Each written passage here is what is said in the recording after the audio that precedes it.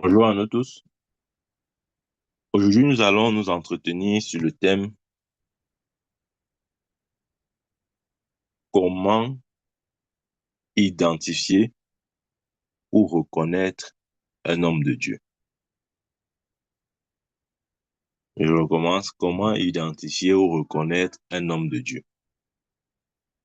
Ou encore, si vous voulez, qui est un homme de Dieu.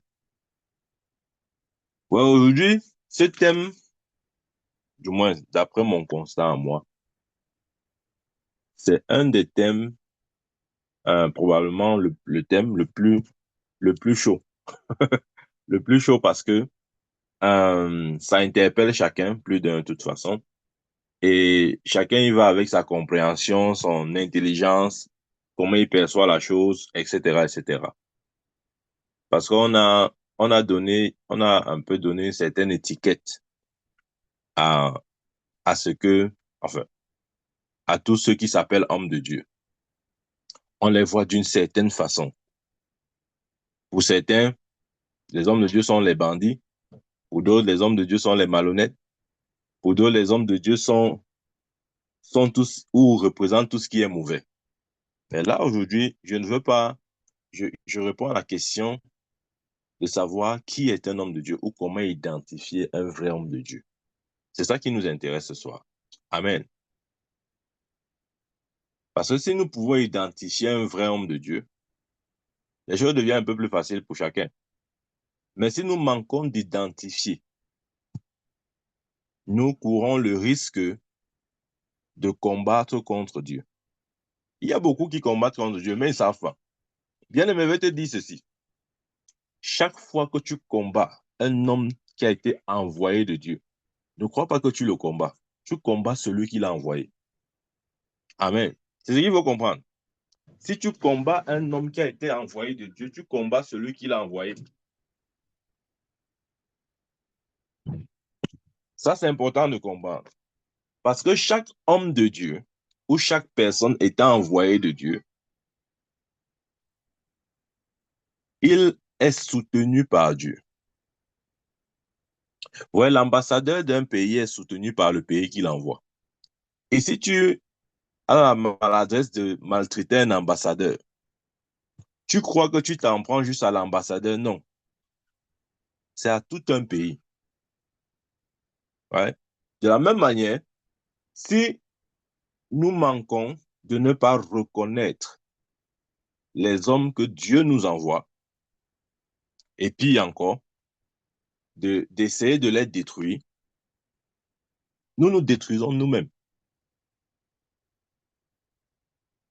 Amen.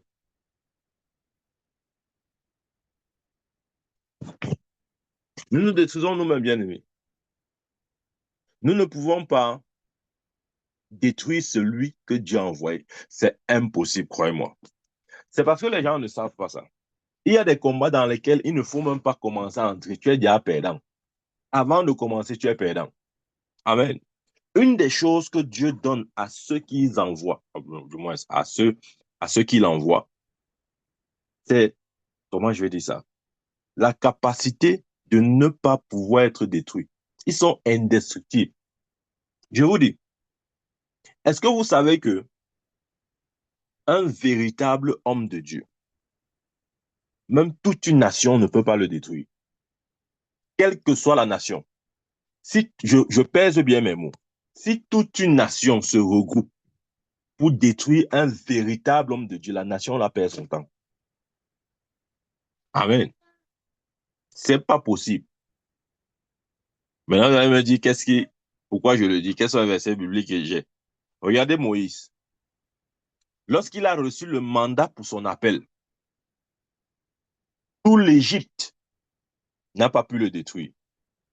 Pharaon avait ses sorciers, ses marabouts, ses féticheurs, ses magiciens. Tous ces gens-là n'ont pas pu le détruire.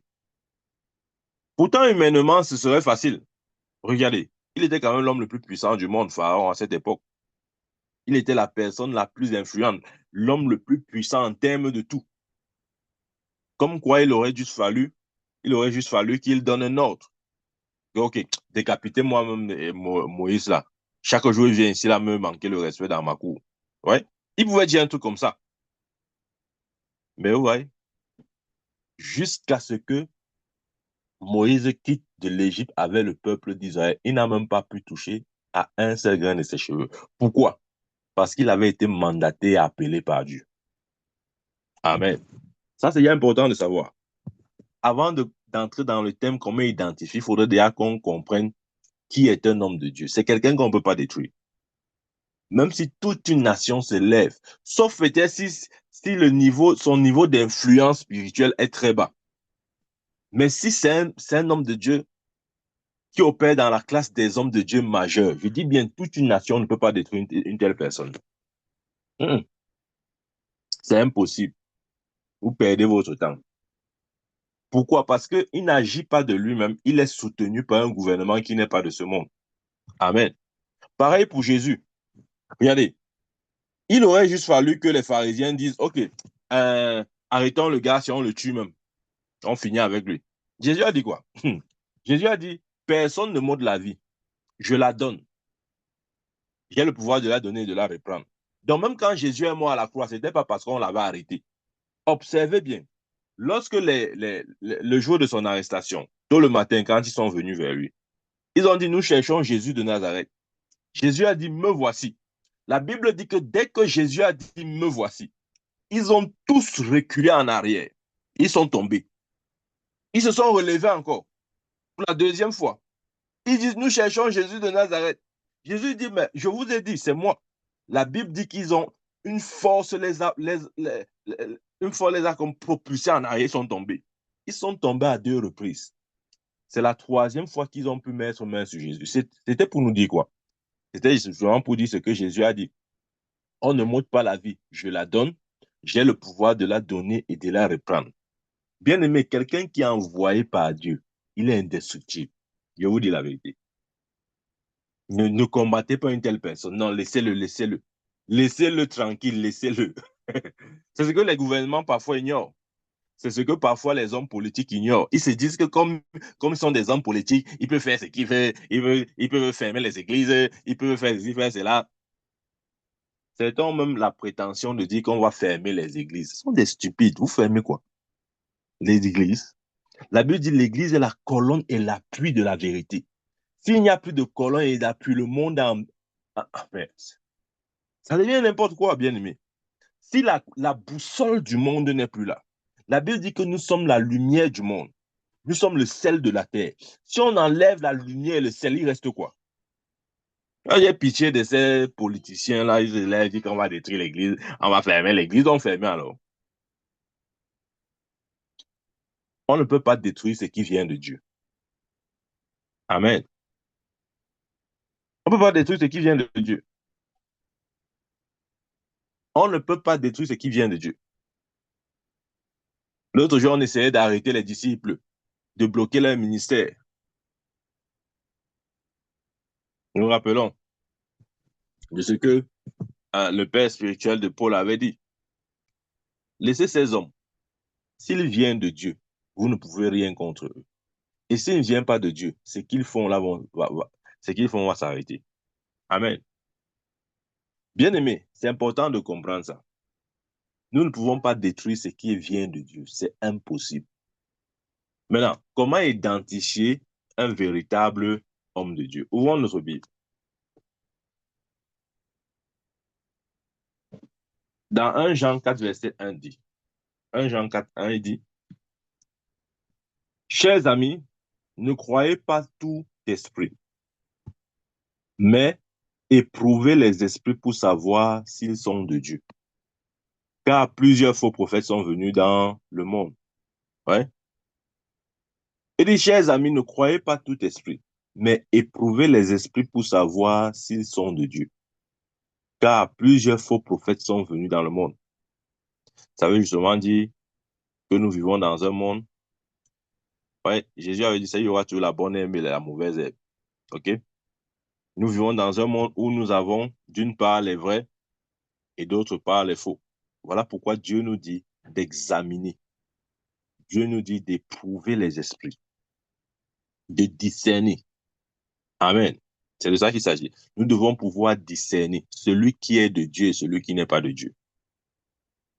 Amen. Et ce discernement, nous ne l'avons pas juste à partir d'une analyse intellectuelle. Bien aimé, le discernement dont il est question ici, c'est un discernement spirituel. Ce n'est pas un discernement charnel. Ce n'est pas un discernement de la réflexion humaine. Non, c'est un discernement spirituel. Voilà pourquoi ce n'est pas tout le monde qui a la capacité d'exercer un tel discernement. Amen. Si nous n'avons pas un discernement aiguisé, il nous sera difficile d'éprouver les esprits. Amen. C'est vrai. Oui, il y a des faux prophètes, mais il y a aussi des vrais. J'ai un peu un problème, c'est que les gens sont en train de dire, ah oh, les faux prophètes, dès qu'on parle des prophètes, c'est vraiment faux. Dès qu'on entend prophète, crois-moi, dans la bouche de 10 personnes, si 9 prenons le mot prophète, c'est qu'il y a faux devant. Oh, les faux prophètes, oh, les faux prophètes, oh, les faux prophètes. Qu'en est-il des vrais? Oh, les faux hommes de Dieu, oh, les faux hommes de Dieu. Qu'en est-il des vrais? Pourquoi nous aimons tellement faire l'apologie ou exalter le faux au lieu du vrai? Nous devons changer ce genre de comportement, bien aimé. Commençons à identifier les vrais. Amen. Et célébrons les vrais. Comme j'ai dit, ça demande un discernement spirituel pour les identifier.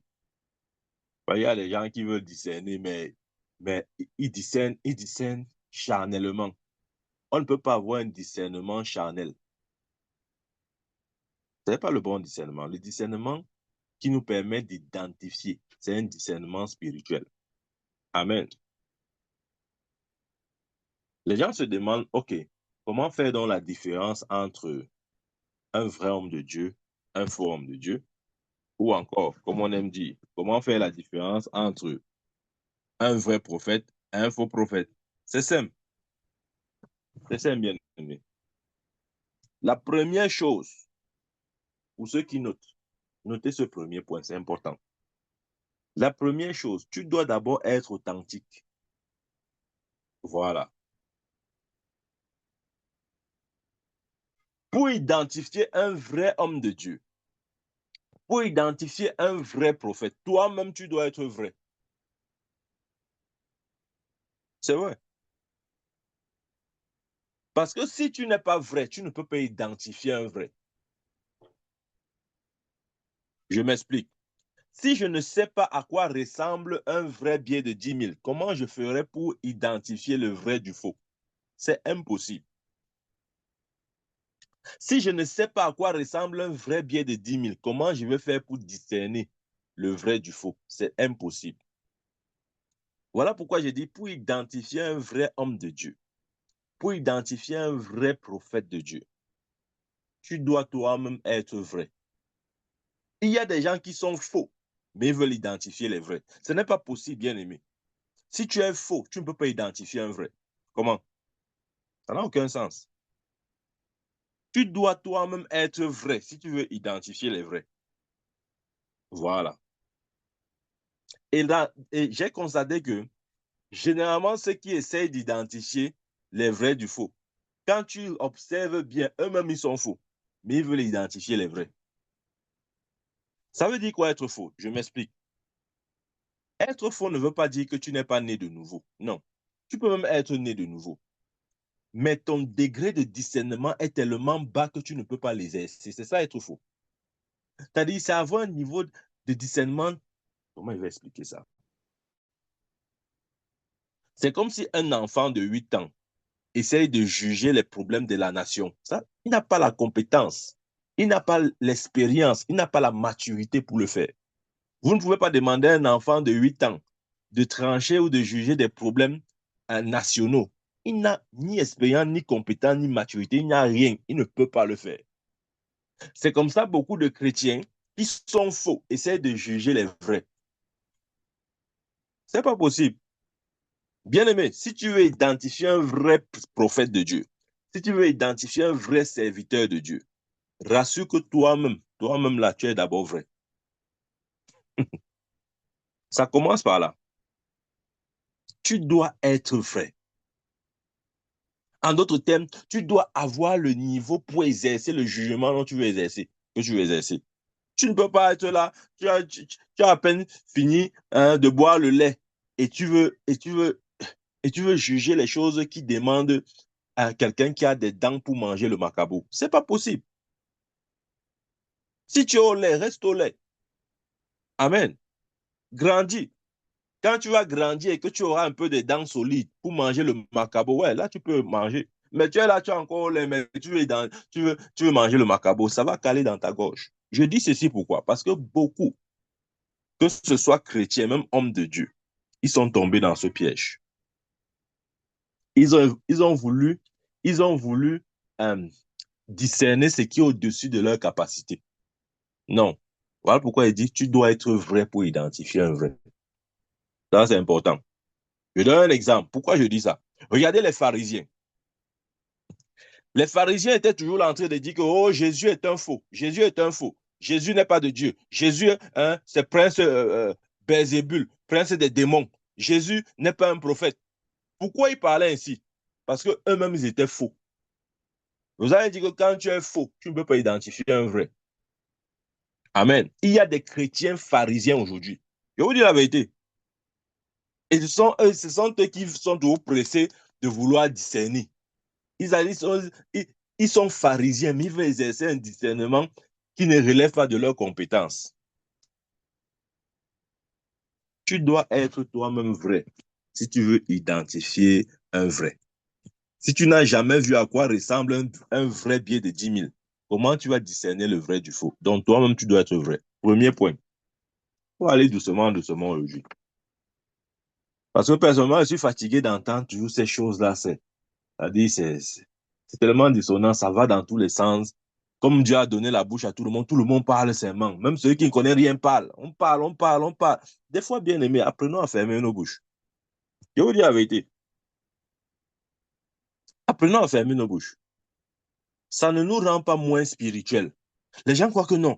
L'homme spirituel, c'est celui qui bavarde, qui s'exprime sur tout, qui dit tout, qui donne son point de vue sur tout sujet. Non, non, non, non, non.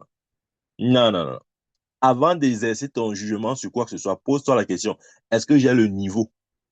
Est-ce que j'ai le niveau? Vous vous posez les bonnes questions. Amen. Un professeur de français ne peut pas juger une épreuve de mathématiques de terminale C. Je dis non, il ne peut pas. Ça ne relève pas de ses compétences. Même s'il est professeur de français, dans ce domaine-là, ce n'est pas son domaine. Et il ne peut pas apprécier une épreuve de mathématiques de terminale C. Il ne s'agit pas seulement de dire que moi, c'est ce professeur, non. Moi, c'est ce professeur, non. Amen. Je dis ça pourquoi? Parce qu'il y a certains enfants de Dieu qui disent, non, moi, c'est enfant de Dieu, non. D'autres disent, non, moi, c'est homme de Dieu, non. Tu peux quoi? Tu as le niveau. Tu as le niveau. Amen.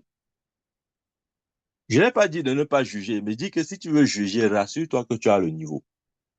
Amen. Rassure-toi que tu as le niveau. Il y a un homme de Dieu. Aujourd'hui, il est auprès du Seigneur. C'est un parmi des milliers, j'ai envie de dire. Mais son niveau de persécution était tel que, pour ma part, je ne suis pas sûr. Je ne suis pas sûr. Je peux me tromper, mais mon avis personnel, je ne suis pas sûr que dans notre génération, il y a eu un prophète autant persécuté que celui-là. Même ceux qui se disaient hommes de Dieu étaient en train de le combattre. C'est quand il meurt qu'ils sortent maintenant, dit que vraiment, le prophète dit hypocrite. Quand il était vivant, vous étiez en train de dire que c'est un faux prophète. Vous attendez qu'il meure pour venir commencer à dire le prophète, le prophète. Ça, c'est l'hypocrisie. Amen. C'est comme ça que Dieu nous a bénis avec des hommes de Dieu formidables. Mais notre bassesse, c'est-à-dire notre, notre manque de reconnaissance, c'est-à-dire justement, comment je vais dire ça, notre incapacité à discerner nous a exclus d'une telle grâce. Amen. Donc, pour reconnaître un vrai homme de Dieu, toi-même, tu dois être vrai. Voilà. Deuxième point, tu ne dois pas être jaloux. Pour identifier un vrai homme de Dieu, toi-même, ton cœur doit être pur. Pourquoi je le dis? Parce qu'il y a des gens qui appellent certains autres hommes de Dieu faux, juste par esprit de jalousie. Pourquoi? Parce que Dieu a donné à cet homme ce qu'ils n'ont pas. Et au lieu de s'humilier, au lieu d'aller apprendre, au lieu de porter le sac d'une telle personne, ils sont là en train de dire que non, non, non, c'est un faux prophète, c'est un faux prophète, c'est un faux prophète. Pendant ce temps, on voit ses résultats. On voit ce qu'il fait. Toi qui es là en train de dire que tu es un vrai, on ne sait même pas encore ce que tu as fait. Mais tu dis que l'autre est faux, mais on voit ses résultats. Il porte les fruits. Toi, tu dis que tu es vrai. Tu n'as encore rien produit comme résultat. Amen. Voilà pourquoi j'ai dit que tu dois avoir un cœur pur. Parce que si ton cœur n'est pas pur, l'esprit de jalousie va facilement t'animer. Tu vas voir quelqu'un qui opère dans une grâce que tu n'as pas. Au lieu de reconnaître que non, mon frère, s'il y a une grâce que je n'ai pas. Tu vas commencer à dire, ah, non, ah, laisse ça, ah, c'est même un prophète là-bas, c'est un homme de Dieu là-bas. Laissez. Tu sais, la Bible dit que beaucoup de faux prophètes vont venir. Vraiment, vraiment, il faut arrêter ça. C'est la jalousie qui te dérange. Amen. Quand quelqu'un a ce que tu n'as pas, reconnais, ça n'enlève rien sur ce que tu es ou sur ce que tu as. Amen. Donc, pour identifier un véritable homme de Dieu ou un véritable prophète, appelez ça comme vous voulez, pasteur, tu dois avoir un cœur pur. Sinon, la jalousie, tu vas parler par esprit de jalousie. Tu vas commencer à dire c'est un faux prophète parce qu'il a un don que tu n'as pas. Parce qu'il fait ce que tu ne fais pas. Parce qu'il opère dans une dimension dans laquelle tu n'opères pas. Et comme tu n'es pas assez humble pour t'asseoir, aller écouter, recevoir, et qui prie pour toi, qui t'impose même les mains, tu te mets à dire que non, c'est un faux, c'est un faux, c'est un faux. Voilà. Deuxième point, tu dois avoir un cœur pur. Comment reconnaître un véritable homme de Dieu? Bien aimé, vous allez observer, pour ceux qui sont authentiquement appelés, je ne dis pas les gens qui forcent l'appel ou les gens qui essayent de, de se refaire soit une seconde vie, une santé financière avec l'œuvre de Dieu. Non, je ne parle pas de cela. Je parle de ceux qui sont authentiquement appelés. Ceux sur qui le sceau et le mandat de Dieu est dans leur vie. Bien aimé, vous allez observer, une telle personne manifeste une dévotion et passion pour l'œuvre qu'il a reçue de Dieu. Amen. Quelqu'un qui est un véritable serviteur de Dieu, un véritable apôtre, un véritable prophète, un véritable évangéliste, un véritable pasteur ou un véritable docteur manifestera toujours une dévotion et une passion pour l'œuvre à laquelle il est appelé. Amen. Voilà comment il faut reconnaître un vrai homme de Dieu. Sa passion. Il agit par une... C'est-à-dire que il ne se définit que par ça. Amen. Comment identifier un vrai homme de Dieu? C'est un homme qui est téméraire. Amen. C'est un homme téméraire. Comment identifier un vrai homme de Dieu? C'est quelqu'un qui n'abandonne pas jusqu'à ce que la volonté de Dieu soit accomplie. Ça, c'est important. Je vais expliquer ce point. Je parle de quelqu'un qui n'abandonne pas jusqu'à ce que la volonté de Dieu s'accomplisse. Je vais expliquer ça comment. Si Dieu t'appelle, OK, il y aura toujours l'opposition. Il y aura toujours des vents contraires. Il y aura toujours des opposants. Il y aura toujours des situations contraires à ce que tu veux. Mais la différence entre celui qui a appelé et celui qui s'est appelé, ouais, c'est deux choses différentes. Il y a les gens qui ont été appelés et il y a les gens qui se sont appelés. Bien aimé, je vais te dire, si tu t'es appelé et que Dieu ne t'a pas appelé, tu t'es appelé. Quand les vents, la tempête, les situations contraires, les opposants vont se dresser contre toi, ça sera exactement à ce niveau-là que ton ministère s'arrêtera. Parce que quand tu n'es pas appelé, tu vas arrêter ton ministère à ce niveau. Mais quelqu'un qui a appelé, même si les vents, les tempêtes et tout ce que vous voulez s'élèvent, bien aimé, c'est quelqu'un de téméraire, c'est un jusqu'au bout. C'est quelqu'un qui n'abandonne pas. Et parce que Dieu l'a appelé, Dieu viendra ôter. Dieu viendra enlever cette montagne pour qu'il passe. Mais si tu n'es pas appelé, c'est là-bas que ton ministère va s'arrêter. Tu ne vas pas traverser. Je te dis la vérité. Je te parle par expérience. C'est là-bas que ton ministère va s'arrêter. Si tu t'es appelé, c'est là-bas que ça va s'arrêter. Mais si Dieu t'a appelé, c'est le début de ton ministère. Amen. Bien, mais c'est important de comprendre ces choses. Celui qui est appelé par Dieu, il n'abandonne pas. Regardez ce que Jérémie a dit. Il dit, lorsque je veux me taire, il y a en moi un feu qui me consume mes os et m'empêche de me taire. C'est la même chose, bien aimé. Ceux qui sont véritablement appelés, hein, un, ce sont des gens qui ne sont pas appelés.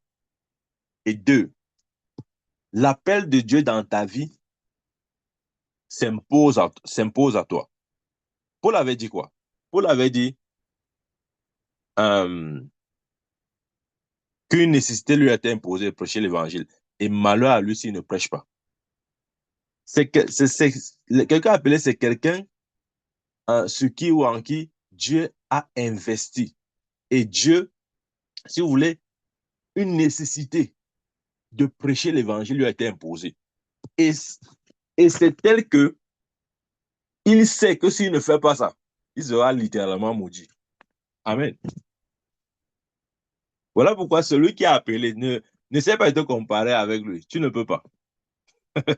Tu ne peux pas. Pourquoi? Parce que là où tu vas t'arrêter, lui va traverser.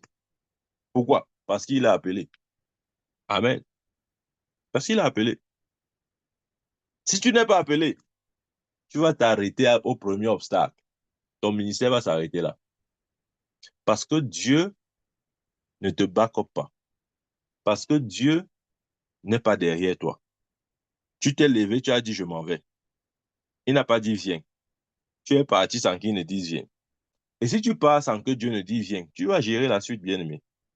Ce qui arrive, arrive. Amen. Donc, c'est important de comprendre ces petits points. Donc, comment reconnaître un vrai ministre, un vrai serviteur de Dieu, un vrai pasteur, un vrai docteur, apôtre, etc. C'est que il attire toujours les gens au Père et à la parole. Bien aimé, un véritable serviteur de Dieu, un véritable homme de Dieu, un véritable prophète, il va toujours doiter le Père. Il va toujours doiter la parole de Dieu. C'est comme ça qu'on les reconnaît, bien aimés. Si un homme de Dieu commence à se doiter lui-même, ok, ouais, c'est ce qu'il veut dire. C'est-à-dire que son message n'est plus christocentrique, mais son message devient est un message égoïste et personnel. Il parle de lui. Bien aimé, il faut le fuir. Amen. Parce qu'un véritable homme de Dieu, il doit toujours le Père et la parole. Même Jésus, lorsqu'il était sur terre, il parlait toujours de son Père. Mon Père, mon Père, mon Père. Oui, voilà. Donc, un véritable homme de Dieu, il va toujours doiter le Père et la parole de Dieu. Regardez Jean-Baptiste, qui était le dernier prophète de l'Ancien Testament. Il doitait qui? Le Messie, celui qui devait venir. Quand on a dit, mais es-tu celui que qu'on attend ou bien devons-nous attendre une autre personne? Il a dit, non, moi je suis la voix qui crie dans le désert pour annoncer le chemin de celui qui doit venir après moi, parlant de Jésus. Et quand il a vu Jésus, ce jour-là dans le Jourdain, il a dit, voici l'agneau de Dieu qui ôte le monde, qui ôte le péché du monde. Amen. Donc un véritable homme de Dieu pointe toujours l'agneau de Dieu qui ôte le péché du monde. Amen. Un véritable homme de Dieu pointe toujours le Père. Il dirige les gens vers Dieu. Il ne dirige pas les gens vers lui. Amen. Il n'essaye pas de se présenter comme étant le sauveur du monde. Il y a un seul sauveur, bien-aimé. Un seul sauveur. Si quiconque s'élève et vous dit qu'il est votre sauveur, qui peut vous sauver, il faut le fuir. C'est l'Antichrist. Il y a un seul sauveur, il s'appelle Jésus-Christ. Un homme de Dieu est censé doiter, pointer la direction de Jésus. Il dirige les gens vers Jésus, vers la parole de Dieu. Pas sur lui-même. Non. Il ne dirige pas il dirige pas les gens à lui-même. Non. Il dirige vers Dieu, vers la parole de Dieu. Amen. Comment reconnaître un véritable homme de Dieu? Le véritable homme de Dieu, c'est un homme qui marche dans l'amour. Ce point aussi est important, bien aimé. Paul avait dit quoi? Il y a trois choses qui demeurent. L'espérance, la foi, l'amour. Le plus grand, c'est l'amour. C'est un point capital. Un véritable homme de Dieu est censé marcher dans l'amour. L'amour, ça veut dire quoi? Ça veut dire qu'il est censé euh, ressentir la peine de l'autre. Il est censé comprendre la douleur des autres. Amen. Rappelez-vous, un jour, Jésus marchait et la Bible dit que on transportait, on transportait un cercueil et c'est un jeune homme, fils unique à sa mère, qui était mort. On partait l'enterrer. Il avait dit, ému de compassion, il a stoppé le cercueil et il a ressuscité ce jeune homme. Il a dit, jeune homme, lève-toi. Pourquoi? Parce qu'il avait ressenti la peine de cette mère de perdre son fils unique. Amen. C'est ça aussi un homme de Dieu. C'est quelqu'un qui peut ressentir la peine des autres. C'est quelqu'un qui se met toujours à la place des autres. Ça, c'est important, bien aimé. Si un homme de Dieu ne peut pas se positionner ou ressentir ce que l'autre ressent, c'est que peut-être il s'est encore appelé. Amen. Regardez même Jésus devant la tombe de Lazare. La Bible dit que Jésus pleura. Bien aimé, quand on parle d'amour, c'est-à-dire, un homme de Dieu doit être, j'ai envie de dire, émotionnel dans le bon sens. Il doit, dans le sens de l'amour, il doit pouvoir ressentir la douleur de l'autre, il doit pouvoir sentir la peine de l'autre. Amen. Voilà pourquoi les véritables hommes de Dieu ont souvent tendance à s'oublier. Je parle des véritables. Je parle les gens qui s'appellent là. Non. Les véritables hommes de Dieu ont souvent tendance à s'oublier. C'est pourquoi des fois on les rappelle que non, non, non, vraiment, tu en fais un peu trop, vraiment. Essaye aussi de faire comme ça. Non, non, ne fais pas trop, trop comme ça. Tu sais, vraiment, les hommes sont comme ça. Même comme tu fais comme ça, ils ne vont pas tout te faire comme ça. Donc, vraiment, sois aussi sage. Vous voyez? C'est ça le problème des hommes de Dieu. Du moins, c'est les vrais. Ils ont tendance à s'oublier. Et certains profitent de ce caractère-là, soit pour abuser, ou soit pour profiter au maximum, etc. Amen. Le véritable homme de Dieu est celui qui marche dans l'amour.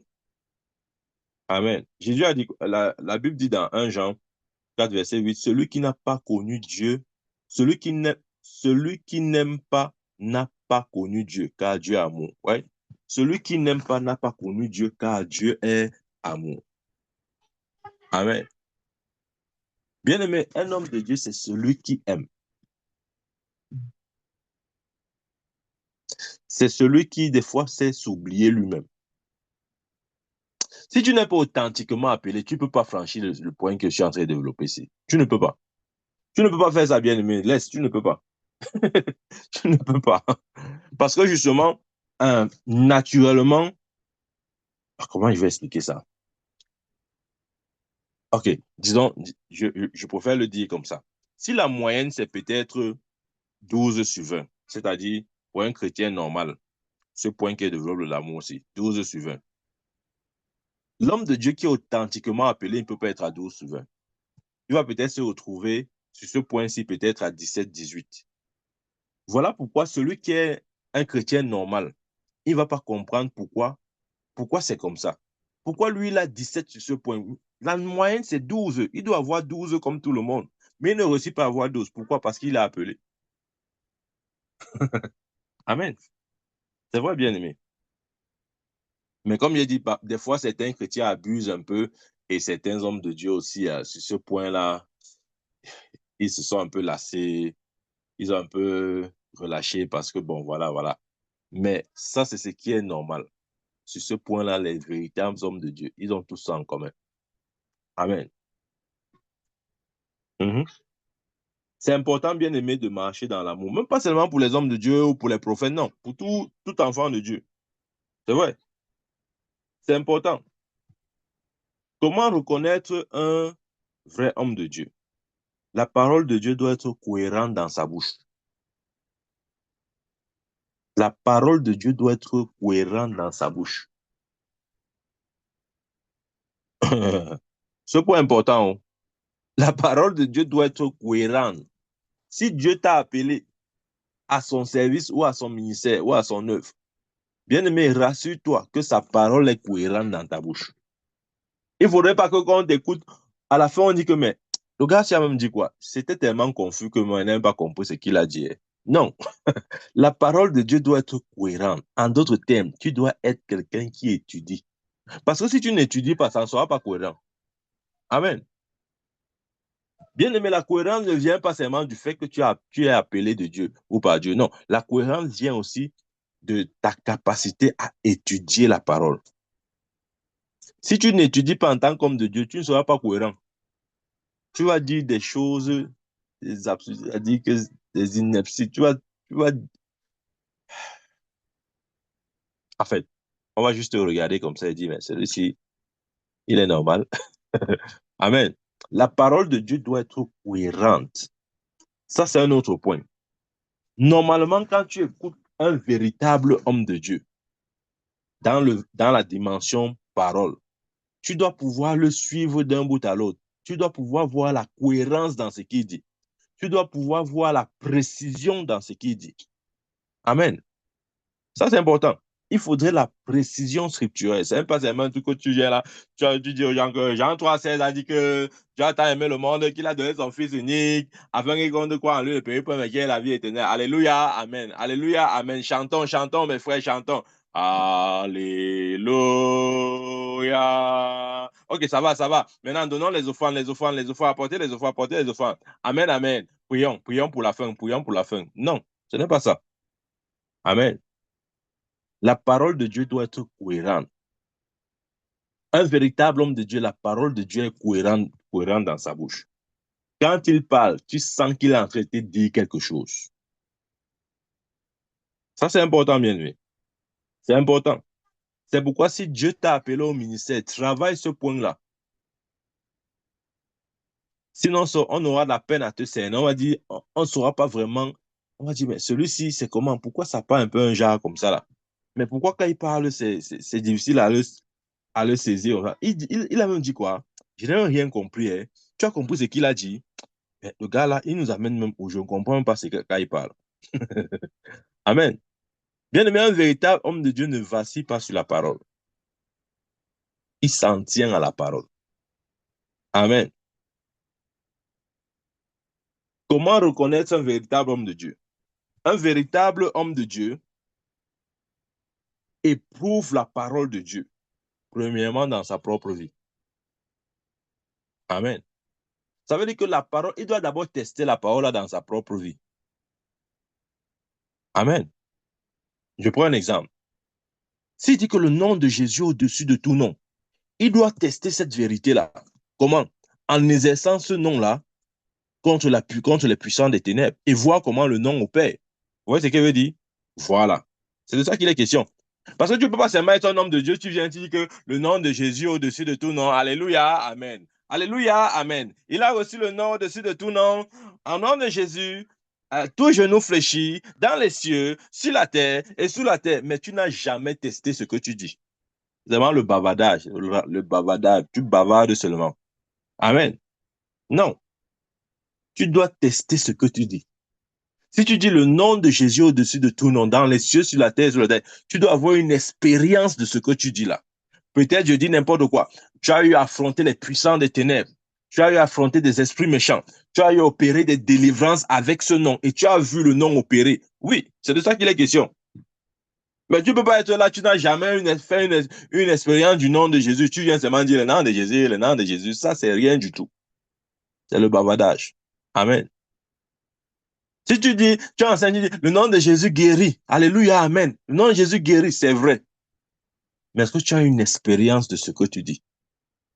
Tu as déjà personnellement utilisé ce nom et voir la guérison prendre place? Ou bien tu dis juste parce que bon, tu avais lu que la Bible avait dit que le nom de Jésus guérit. Quand Marc 16 a dit que vous imposerez les mains aux malades, les malades seront guéris. Arrêtons avec les récitations. Est-ce que tu as une expérience de ce que tu dis? Amen. Ce n'est pas la maternelle où on récite. Donc, ça veut dire quoi? Ça veut dire que pour chaque point, ou pour chaque élément, du moins pour ce qui constitue les éléments fondamentaux de la foi chrétienne, tu dois avoir une expérience dessus. Parce que c'est l'expérience aussi qui te donne l'assurance, même pour parler. Amen. Bien aimé, si tu as déjà utilisé le nom de Jésus pour confronter les puissances des ténèbres, lorsque tu vas te tenir pour parler du nom de Jésus dans ce domaine-là, tu parles avec assurance parce que tu sais de quoi tu parles. Tu as une expérience dessus. Tu as vu le nom de Jésus mettre à genoux Satan. Tu as vu le nom de Jésus chasser les démons, etc. Donc, quelque domaine que ce soit, il faudra avoir une propre expérience de ce qu'on dit. Ça, c'est important. Ça permet d'asseoir ta conviction. Tu ne dis pas juste parce que tu as vu les autres dire. Vous rappelez-vous les 7 fils de Séva. Il dit au nom de Jésus que Paul prêche là. Hein? Au nom de Jésus que Paul prêche. Au nom de Jésus que Paul prêche. Eux-mêmes, ils n'ont aucune expérience avec Jésus. Ils n'ont aucune relation avec Jésus. Mais ils sont là. Au nom de Jésus que Paul prêche. Et beaucoup de chrétiens sont comme ça. Ils agissent comme les fils de Séva. Au nom de Jésus que Paul prêche. Tu as une expérience. Quelle est ton expérience que tu as de ce nom-là? Avec cette personne-là? Ou parce que tu as entendu comment quelqu'un a dit là-bas, tu peux aussi dire. On aime s'imiter, bien aimé. Je ne sais pas pourquoi. Dans le corps de Christ, on aime s'imiter. Il faut sortir des imitations. Amen.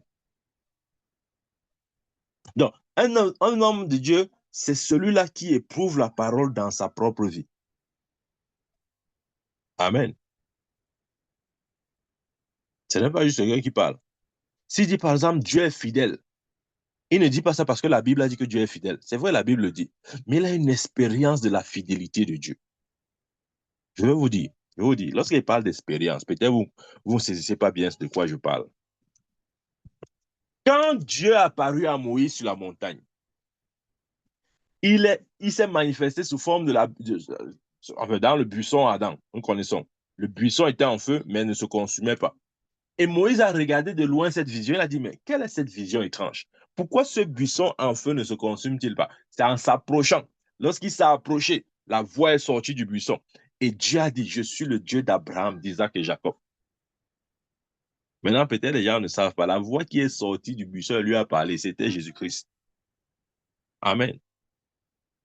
Il dit, je suis le Dieu d'Abraham, d'Isaac et de Jacob. J'ai entendu les cris de mon peuple. Les cris de mon peuple sont montés jusqu'à moi. Voilà pourquoi je t'envoie les délivrer. Est-ce que Dieu a envoyé juste Moïse comme ça, là, juste en disant je t'envoie les délivrer? Non.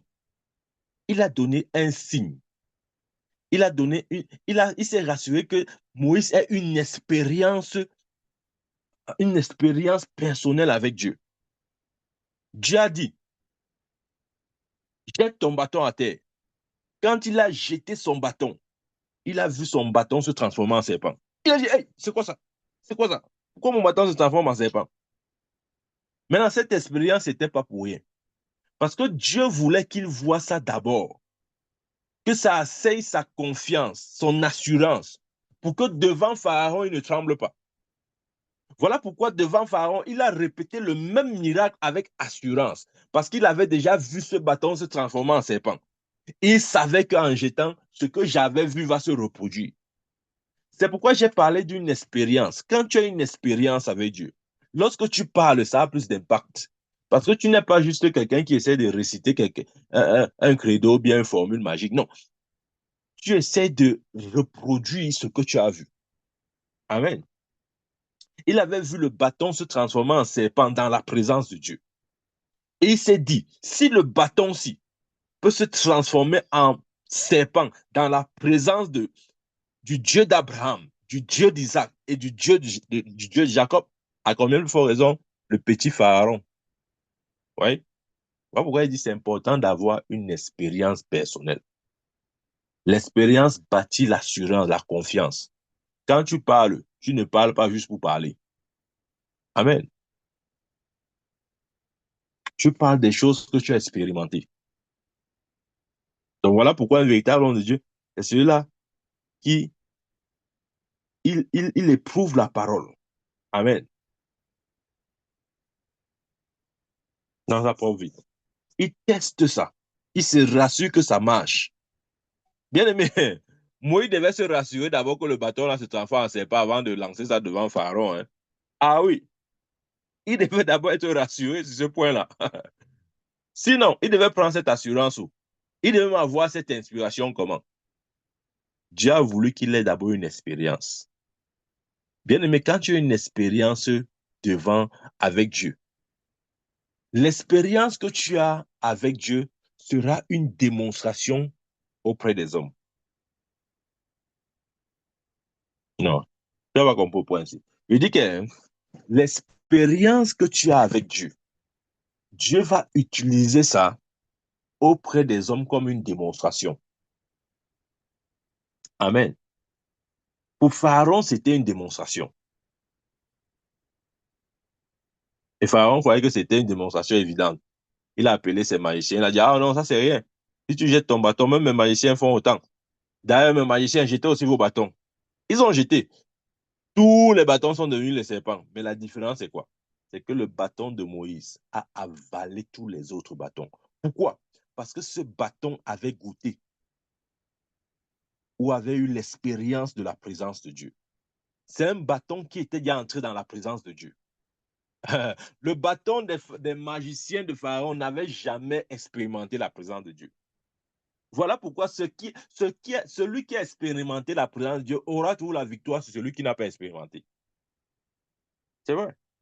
Celui qui a une expérience avec Dieu aura toujours la victoire sur celui qui n'a pas d'expérience. Même si les vies peuvent être similaires. OK, vous voyez ce que je veux dire? C'est-à-dire que nous vivons tous, OK? Certains disent, ah non, nous sommes pareils. Nous ne sommes pas pareils, bien aimés. Celui qui a une expérience avec Dieu, sa vie va finir comme la vie du bâton de Moïse. Ça veut dire quoi? Ça veut dire qu'il va engloutir tous ceux qui n'ont pas d'expérience. Ce bâton avait goûté à la présence de Dieu. C'est pourquoi toute chose n'ayant pas goûté à la présence de Dieu était assujettie à son pouvoir. Il a avalé tous les autres serpents. Amen. Il a avalé tous les autres serpents. Donc voilà pourquoi il dit le véritable homme de Dieu, c'est celui qui a une expérience avec la parole de Dieu. Amen. Un autre point. Le véritable homme de Dieu, c'est celui, je veux bien expliquer ce point parce que c'est un peu délicat, je l'avoue. C'est celui qui dit quelque chose et la chose arrive. Amen. Ce qu'il dit arrive. Ça, c'est un autre point. Mais comme j'ai dit, ce point est un peu délicat. Et je dis c'est délicat parce que justement, certaines personnes profitent de la délicatesse de ce point pour aller pour extrapoler et entrer dans des exagérations. J'ai dit, un véritable homme de Dieu, c'est celui qui dit quelque chose et la chose arrive. Et la chose arrive. Mais c'est délicat pourquoi? Parce que pour ce point-ci, tu peux être un véritable homme de Dieu. Tu peux être un véritable prophète. Tu peux être un véritable prophète, pasteur, etc. Tu dis des choses par erreur. Oui. Mais ça ne veut pas dire que tu es un faux homme de Dieu. Non. Ça ne veut pas dire que tu es un faux homme de Dieu. Et je crois que c'est ici que beaucoup essayent de signer pour classifier les hommes de Dieu en disant que tel homme de Dieu est faux, tel homme de Dieu est vrai. Il est faux parce qu'il avait dit ça, c'est pas venu, donc c'est un faux. Vous voyez ce que je veux dire? Voilà. C'est au niveau aussi que tu vois les bébés spirituels s'agiter. Au niveau aussi. Ils aiment s'agiter là. Parce que c'est le seul élément, comment il dit, euh, c'est le seul élément, comment il veut m'expliquer ça? C'est le seul élément qui, selon eux, est facile à vérifier. Mais je dis encore que ce point-ci, c'est discutable. C'est discutable pourquoi? Pour la raison, elle dit, la raison que je vous ai dit, tu peux être un véritable homme de Dieu, mais tu fais des erreurs. Pourquoi? Parce que nous grandissons dans la maturité. Et chaque homme de Dieu grandit aussi. Il y a des erreurs que je faisais avant, mais que je ne peux plus faire maintenant. Et il y a des erreurs que je fais maintenant, mais que je ne ferai pas dans 2, 3 ans. Vous voyez? Donc, on ne peut pas juste s'arrêter sur ce point-ci. Rappelez-vous, j'ai donné plusieurs éléments. Mais je sais, les gens aiment seulement ça. Que, il a dit quelque chose, ça n'est pas venu. La Bible dit que si quelqu'un prophétise, ça ne vient pas. C'est que c'est un faux prophète, c'est un faux prophète, c'est un faux prophète, c'est un faux prophète. Il faut te calmer. Amen. Calme-toi. C'est pas comme ça. On grandit dans la connaissance. On grandit euh, aussi dans l'expérience. OK? On grandit dans, dans la maturité, etc. Il y a des choses qu'on dit aujourd'hui. OK. Je vais vous donner un exemple. Quelque part là, vous avez dit que oh, le prophète a parlé, il n'a pas donné les versets bibliques.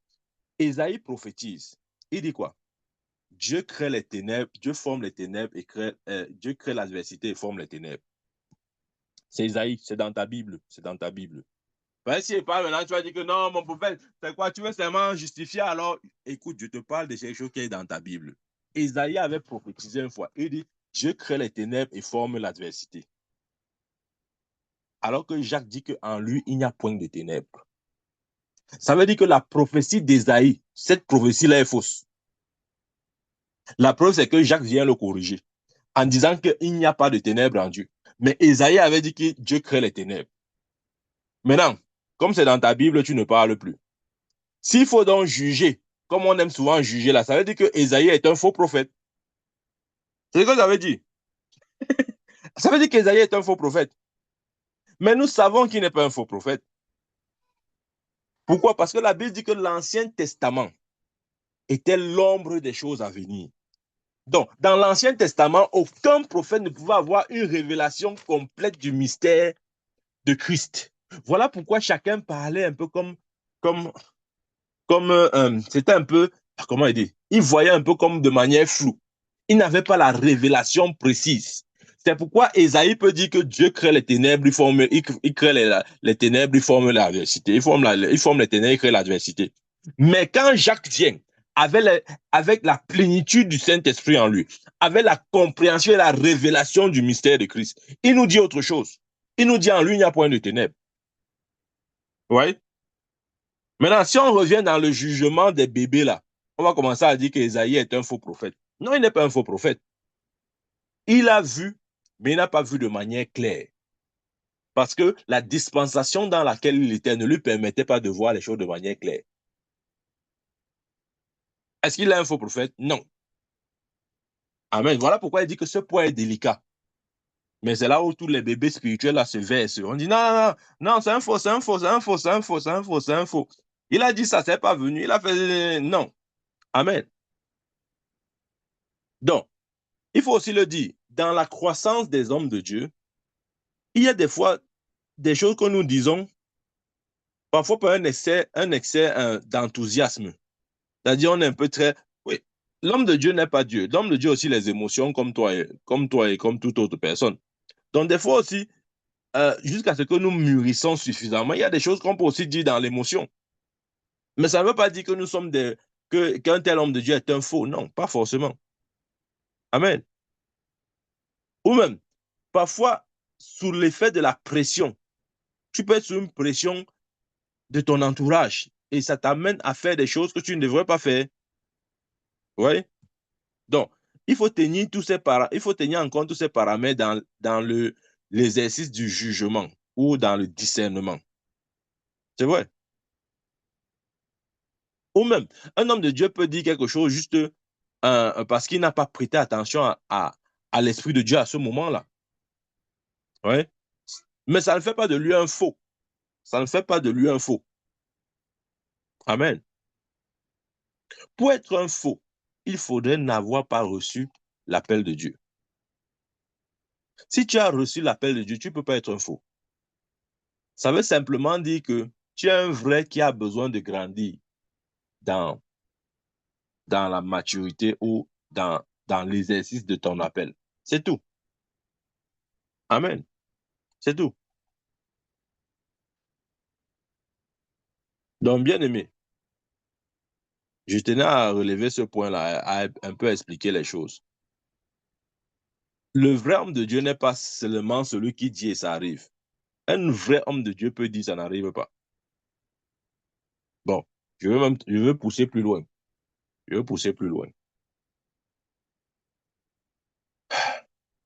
Est-ce que vous savez que même Jésus, ouais, j'ai parlé d'Ésaïe, tu as commencé à dire que maintenant parlons de Jésus.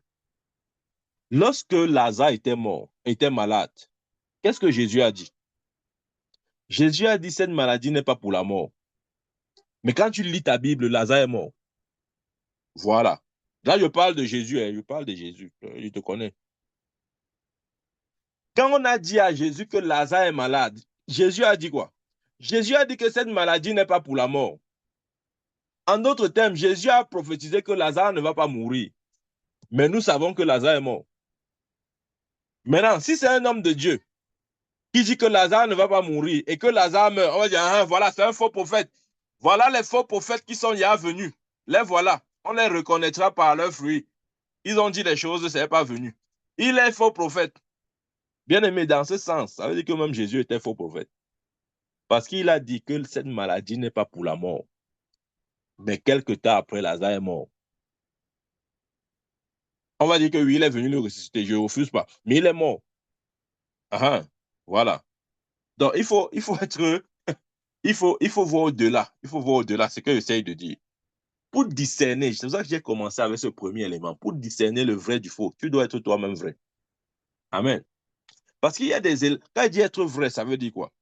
C'est aussi avoir cette connaissance, ce type de connaissance. Parce que si tu ne connais pas ces choses-là, tu ne peux pas discerner.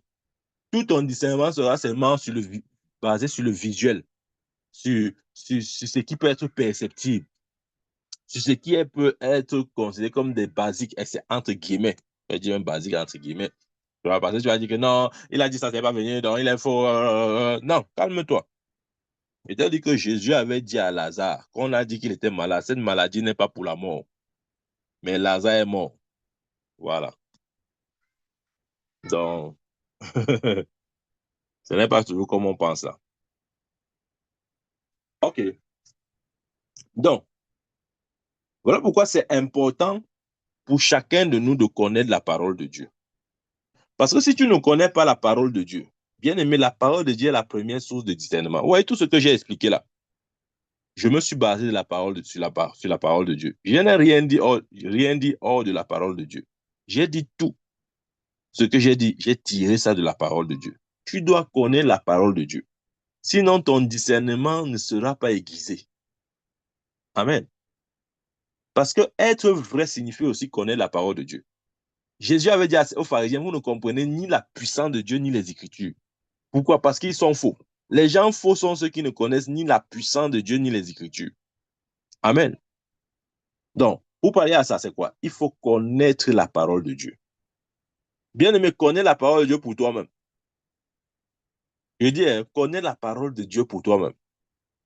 C'est d'ailleurs un des rôles du ministère du Saint-Esprit, c'est de nous révéler la vérité, de nous révéler l'exactitude de la pensée de Dieu. Amen. Bien aimé, c'est important. Connais la parole de Dieu. Si tu connais la parole de Dieu, plus tu connais la parole de Dieu, plus ton discernement sera aiguisé. Et moins tu connais, moins tu ne pourras pas discerner. Amen. C'est vrai. Donc, c'est vrai, je pouvais continuer et dire d'autres choses, mais à cause du temps, je m'arrête là en disant que si nous voulons reconnaître un véritable homme de Dieu, un véritable pasteur, un véritable prophète, un véritable évangéliste, docteur et tout ce que vous voulez, la clé ou le point principal, c'est que nous devons d'abord être nous-mêmes authentiques. Si tu n'es pas authentique, si tu n'es pas vrai, tu ne peux pas discerner un vrai. Et j'ai expliqué ce qu'est être vrai, ce que signifie être vrai. Amen. Bien-aimé, que Dieu nous bénisse. Et je prie au nom de Jésus qu'à partir de cet enseignement, que tu puisses exercer un discernement plus mature, que tu puisses voir avec plus de précision, que tu puisses euh, identifier le vrai du faux. Amen. Que Dieu nous bénisse au nom de Jésus-Christ. Amen, amen, amen.